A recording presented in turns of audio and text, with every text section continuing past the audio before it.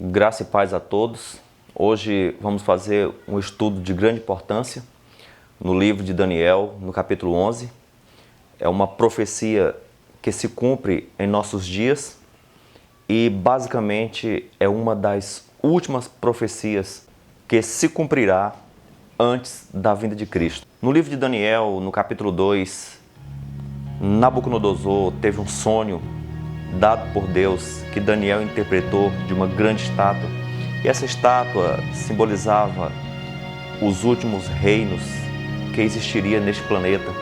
E a cabeça de ouro simbolizava a Babilônia, os peitos de prata simbolizava o reino da Média e Pérsia, os quadris de bronze simbolizava o reino da Grécia, as pernas de ferro simbolizando Roma e os pés de barro e ferro simbolizando o último reino, que seria um reino religioso, porque o barro na Bíblia tem uma ligação com o barro do oleiro, ou seja, algo religioso. Já no capítulo 7 apresenta os mesmos reinos, mas em uma visão agora representando bestas, ou seja, animais.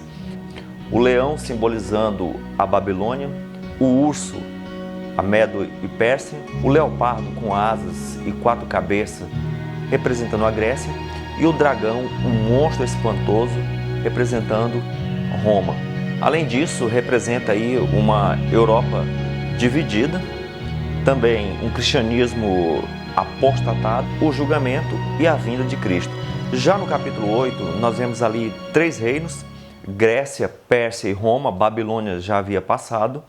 A Europa dividida, novamente apresenta o cristianismo apóstata e o julgamento que teve início em 1844, que é a hora do juízo, também retratado em Apocalipse 14, e a vinda de Jesus. Já o capítulo 11 de Daniel é uma ampliação, dando uma visão mais clara sobre o capítulo 2, sobre o capítulo 7, e sobre o capítulo 8 e sobre o capítulo 9. Daniel 11 apresenta basicamente isso: 3 reinos, uma Europa dividida, um cristianismo apóstata e o juízo final. Também descreve ali uma batalha terrestre, a derrota do ateísmo, o cristianismo apóstata cresce e se fortalece, o povo de Deus que permanece fiel no cristianismo puro, esse povo é perseguido, mas no final tem aí a libertação vinda diretamente de Cristo. Daniel 11:1. Eu, pois, no primeiro ano de Dario, o Medo, levantei-me para animá-lo. O rei Dario era um rei medo, estava ali governando a Pérsia naquele período. Daniel 11:2. Eis que ainda 3 reis estarão na Pérsia, e o quarto acumulará grandes riquezas, mais do que todos, se tornará forte por suas riquezas e suscitará a todos contra o reino da Grécia. Então trata-se dos 4 últimos reis que dominaria a Pérsia, e o quarto, que seriam Cambises, Gálmata, Dario I e o rei Assuero, ou rei Xerxes. Esse quarto, o rei Xerxes, foi o rei mais poderoso dentre os 4, e ele uniu um exército poderoso contra a Grécia. Porém, no versículo 3, depois se levantará um rei valente que reinará com... Ele morreu, os 4 generais dividiram o reino. Cassandro ficou com a Grécia, Lisímaco ficou com a Trácia e Seleuco ficou com a Pérsia, que é a Babilônia, o reino do norte. E Ptolomeu ficou com o Egito, conforme Daniel 11:5, é o reino do sul. Daniel 11:5 diz que o rei do sul será forte, mas um dos seus príncipes será mais forte. Não se trata de um reino ateísta, um reino que aceita a divindade, reconhece Deus, mas é inimigo de Deus. Já Daniel 11, verso 20, em seu lugar se levantará quem fará passar um arrecadador pela glória do seu reino.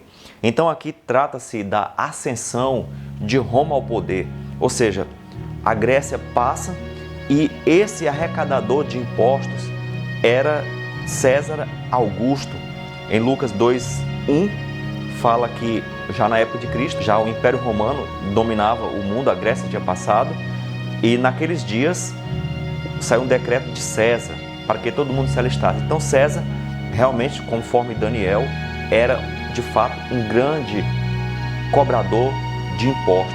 E depois de César, Daniel 11:21 fala que surgiria um homem vil que tomaria o reino com engano. Depois de César, assumiu Tibério César, a quem Daniel 11:21 o descreve como um homem vil. Daniel 11:22, e com os braços de uma inundação serão varridos de diante dele e serão quebrantados, como também o príncipe da aliança. O príncipe da aliança aqui é Jesus Cristo, e no versículo 27 fala que estes dois reis, em paralelo com esse texto, nós temos Daniel 7, que apresenta aí um chifre pequeno na cabeça do dragão, na cabeça do monstro espantoso. E chifre em profecia é poder, ou seja, reino. Então esse reino surgiu, que representa aí o anticristo, que surgiu após a queda do Império Romano. Daniel 11:31 fala que os braços serão colocados sobre ele, que profanarão o santuário e a fortaleza e tirarão o sacrifício diário, estabelecendo a abominação desoladora. Esse poder do rei do norte, esse poder antagônico a Cristo, ele surge, se estabelece. Daniel chama ele de abominação desoladora. Ele tira o sacrifício diário, ou seja, a intercessão de Cristo é trocada aí por tradições humanas, ou seja, Jesus, como centro do santuário, ele é, como intercessor, a figura central do santuário, é substituída por um sistema humano de salvação. No lugar de Cristo intercedendo, agora um ser humano passa a ter esse papel, ou seja, um domínio religioso pervertido, desvirtualizado da Bíblia. Já no versículo 36 do capítulo 11, fala que esse reino se engrandecerá sobre todo Deus e contra o Deus dos deuses. Esse reino se levanta, mas fala que no finalzinho que está determinado será feito. Ele já tem um tempo determinado para pôr fim a esse sistema religioso falso que se opõe ao sistema religioso divino de salvação unicamente em Jesus Cristo. Em 2 Tessalonicenses 2, no versículo 4, Paulo ele fala também sobre esse sistema que viria antes da manifestação de Cristo, antes da vinda de Jesus. Esse sistema surgiria, que se opõe contra tudo que se chama Deus e se assenta como Deus no templo de Deus, querendo ser semelhante a Deus. E no versículo 7, Paulo falava que esse sistema já operava. Ele diz, porque já o ministério da injustiça já opera. Somente há um que agora resiste, até que no meio seja tirado. Aí deixa claro que após a queda do Império Romano, os imperadores, eles barravam esse poder religioso. Porém, com a queda do Império Romano, esse poder religioso aí, ele surge. Constantino foi o último imperador romano e depois dele, o trono agora do império passa a ser de um bispo. O novo Império Romano em uma roupagem religiosa. Tanto o rei do norte como o pequeno chifre, eles são descritos como um só sistema. Trata-se do sistema romano religioso. O rei do norte, do capítulo 11, e o chifre pequeno, do capítulo 8, representa a mesma figura. No versículo 36, no capítulo 11, 36 e 37, fala que o rei do norte desafia a Deus e tenta usurpar o seu lugar. Daniel 8, 10 e 11 também fala que ele se levanta contra o príncipe dos príncipes. Daniel, no 11, no verso 31, profana o santuário e tira o sacrifício diário. 8, 11 e 12, o chifre pequeno profana o santuário e tira o sacrifício diário. 11, 16, 41 a 45. Ele se estabelece na Terra Gloriosa, que é uma referência à Palestina, ataca a Santa Aliança. Daniel 8, 9 e 24. O chifre pequeno cresce em direção à Terra Gloriosa e persegue o povo santo. Mesma coisa do versículo 11. Se origina do norte, no capítulo 11. Daniel 8, 9 também. O chifre pequeno também vem do norte. E 11:45, ele vai ser eliminado sem a interferência humana. E no versículo 25 do capítulo 8, fala que esse reino também vai chegar ao fim sem ação humana, como também em Daniel 2:45, que a rocha foi lançada sem esforço de mão humana. Então percebe-se que o rei do norte e o chifre pequeno trata-se da mesma figura, que é o sistema religioso do Império Romano. Esses textos apontam para a batalha final, a última batalha que ocorrerá nesse planeta chamado Terra. O ponto forte dessa batalha será uma ferrenha oposição à lei de Deus, ou seja, implantará um sistema que negará a lei de Deus e forçará as pessoas a aceitarem esse sistema. Em Daniel, no capítulo 3, os 3 hebreus foram lançados na fogueira porque não aceitaram adorar uma imagem. E Daniel foi lançado na cova dos leões porque estava adorando o Deus verdadeiro. E o decreto de lei falava que não poderia adorar outro Deus. A batalha final, você pode ter certeza, será leis humanas em oposição também à lei de Deus. No versículo 32, fala que o povo que conhece o seu Deus se tornará forte e fará proezas. É uma mensagem de ânimo. Nos últimos dias, o Espírito do Senhor será derramado sobre o seu povo, e esse povo se tornará muito forte e fará grandes proezas sobre este planeta, entre elas a pregação do Evangelho, a terra iluminada pelo seu poder. E no versículo 33 fala que e os entendidos entre o povo ensinarão a muitos, todavia cairão pela espada e pelo fogo e pelo cativeiro e pelo roubo por muitos dias. Trata-se do período da Idade Média, onde aquele grupo que foi leal a Deus, como os reformadores, os valdenses, os huguenotes, ferrenhamente perseguidos pelo sistema católico. Trata-se também de algo que ocorrerá no futuro, conforme Apocalipse 13, uma grande perseguição recairá contra aqueles que são leais e fiéis a Deus. O destaque do capítulo 11 trata-se da religião falsa, do falso cristianismo, que crescerá, se tornará muito popular, vai predominar no mundo e deflagra a grande batalha entre o bem e o mal que se encontra aí em nossos dias. Amigos, foi o sistema religioso romano, o que Daniel chama de abominação desoladora, o monstro espantoso. Foi ele que substituiu o sacrifício de Cristo por obras humanas. No capítulo 12 de Apocalipse, o dragão tentou matar Cristo, o bebê, por meio de quem? De Roma, Herodes. Foi um governador romano, Pilatos, que condenou Jesus. Foram os soldados romanos que crucificaram Jesus.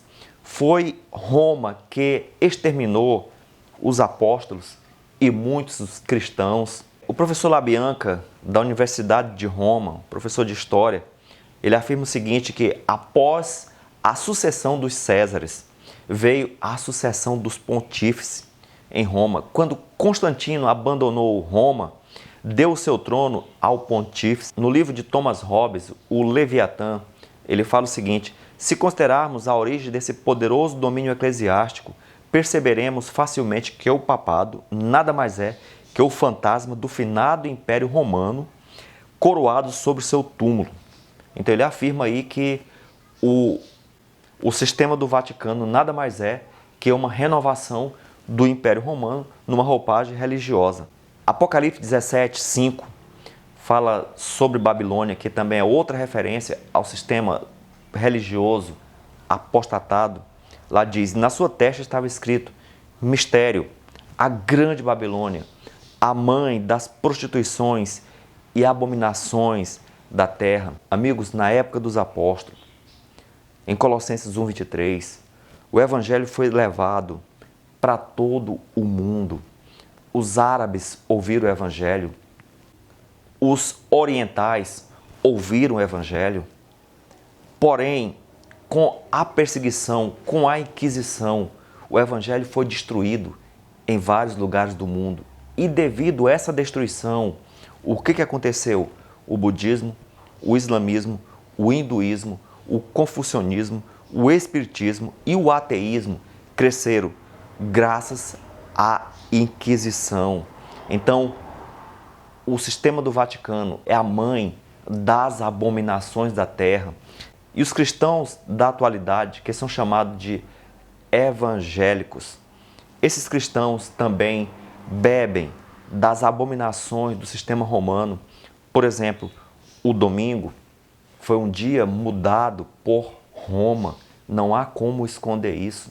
A própria Igreja Católica se declara a autora dessa mudança. O catecismo não esconde isso. A lei de Deus no catecismo está totalmente mudada e os evangélicos seguem essa mesma lei. Então, a Babilônia, o sistema religioso romano, é de fato a mãe das abominações do planeta.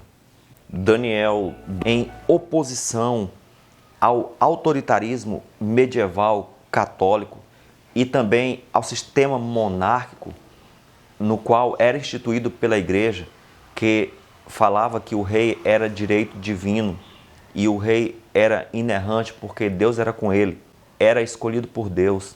E foi justamente da Revolução Francesa que originou-se a teoria humanista, o marxismo. O ideal da Revolução Francesa era liberté, égalité e fraternité, liberdade, igualdade e fraternidade. A Revolução Francesa atacou as bases do sistema religioso. Foi na época de Napoleão que prendeu o Papa Pio VI e ele morreu no exílio. Foi o fim do vínculo entre religião e Estado. Foi destruído. Não quer dizer que a Igreja Romana foi destruída, não.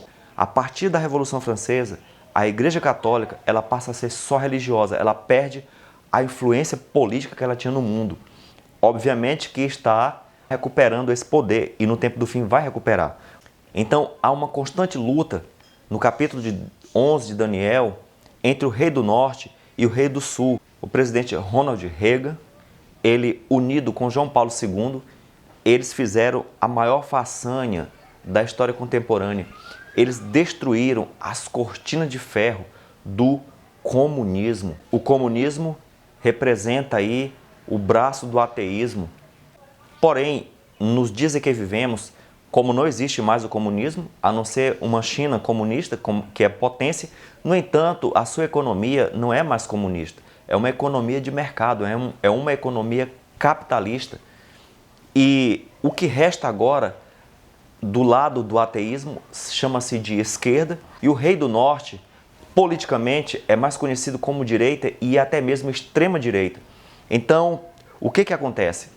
Você percebe que nos Estados Unidos, o presidente Donald Trump, ele é de extrema direita e ele se sustenta no poder graças aos evangélicos.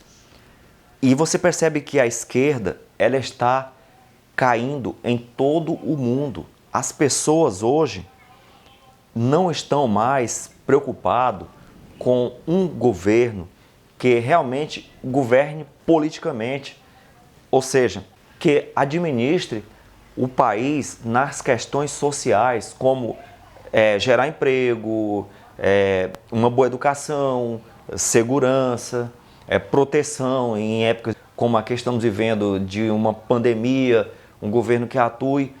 As pessoas estão preferindo um governo que seja moralista, que interfira em questões religiosas, um governo que condene o homossexualismo, que seja mais centrado na família, ou seja, que fale de Deus.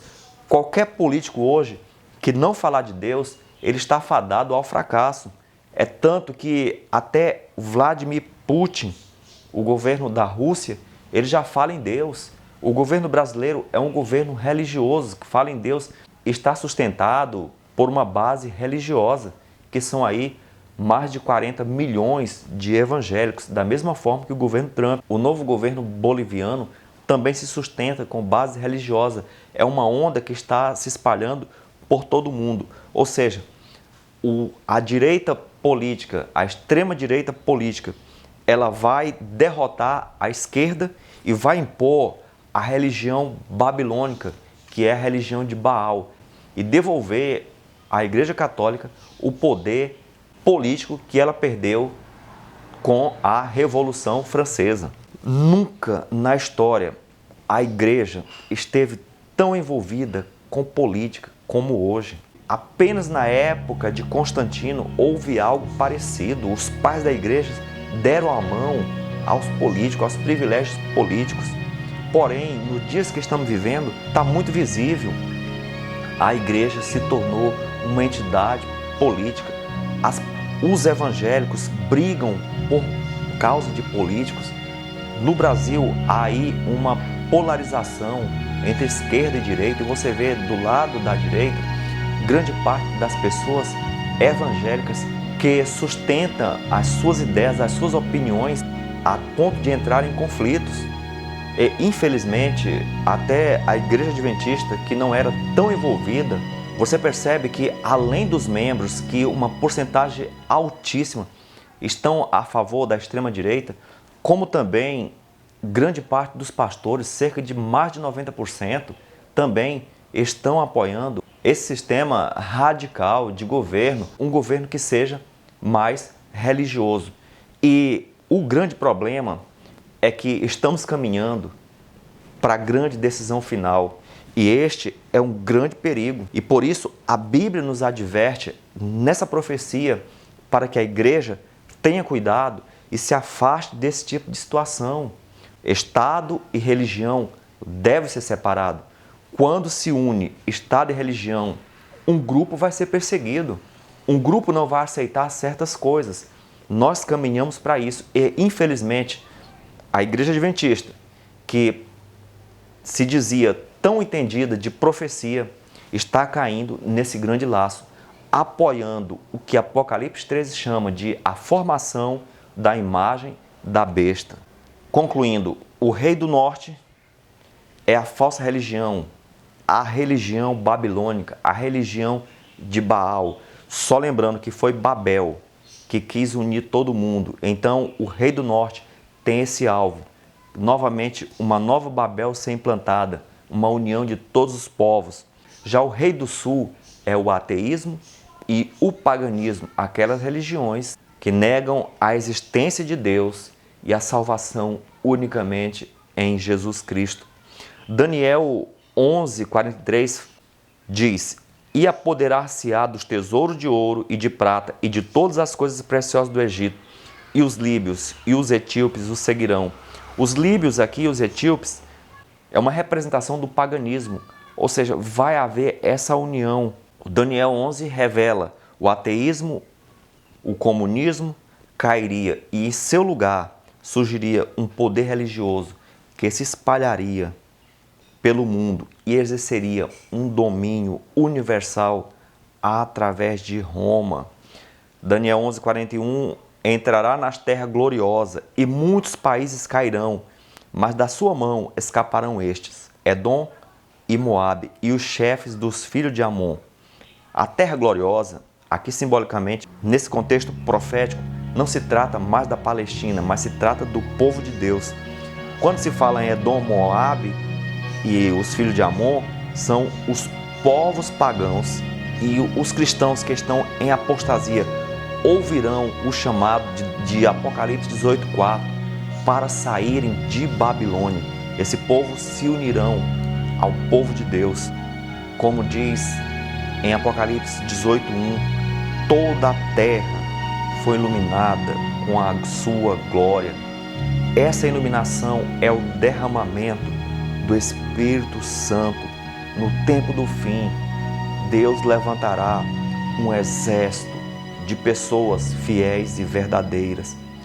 De Daniel 11, Apocalipse 13, deixa mais evidente o que vai acontecer. Os evangélicos, unidos ao sistema político, darão novamente o poder a Roma. Apocalipse 13 fala que a primeira besta receberá o poder novamente da segunda besta, ou seja, aquela ferida que foi causada por Napoleão será restaurada novamente.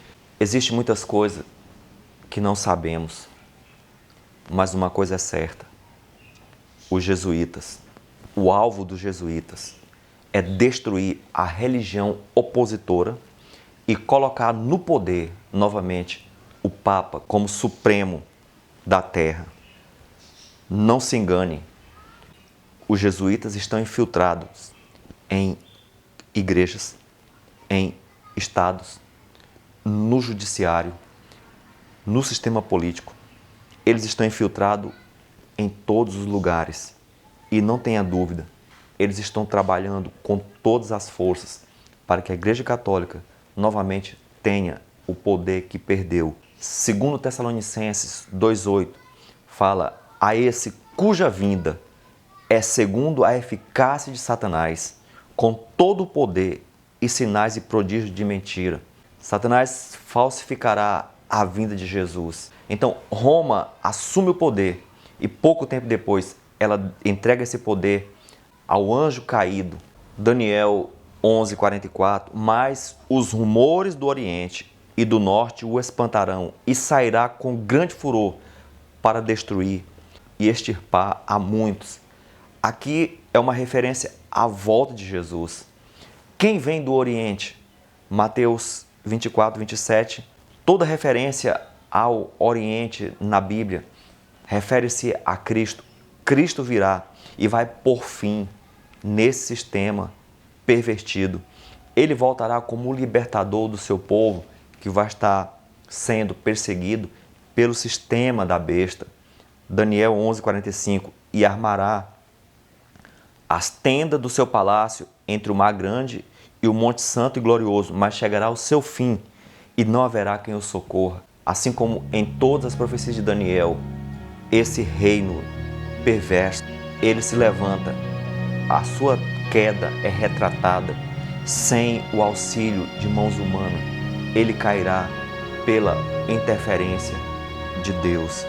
Na volta de Jesus, esse reino maligno será destruído e os reinos desse mundo passarão a ser de nosso Senhor Jesus Cristo.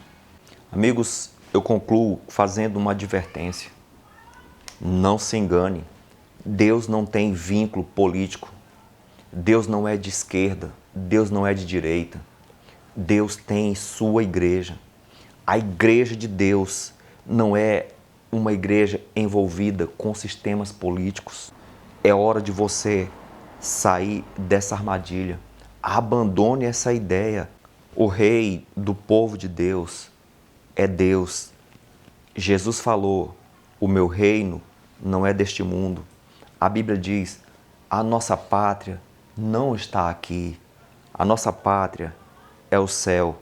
Deus te oriente, Deus te ilumine e que você, de fato, esteja do lado certo, do lado de Deus, porque o mundo está sendo dividido.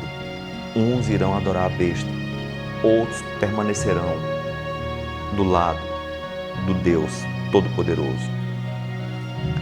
Mas, querido, o fim se aproxima muito rápido. As tuas profecias estão aqui para nos mostrar o caminho a seguir, a luz em meio às trevas. Meu Deus, um sistema religioso e político novamente se levanta. Pai, tenha misericórdia de nós, que nós permaneçamos no teu amor, nos teus caminhos. Em nome de Jesus. Amém.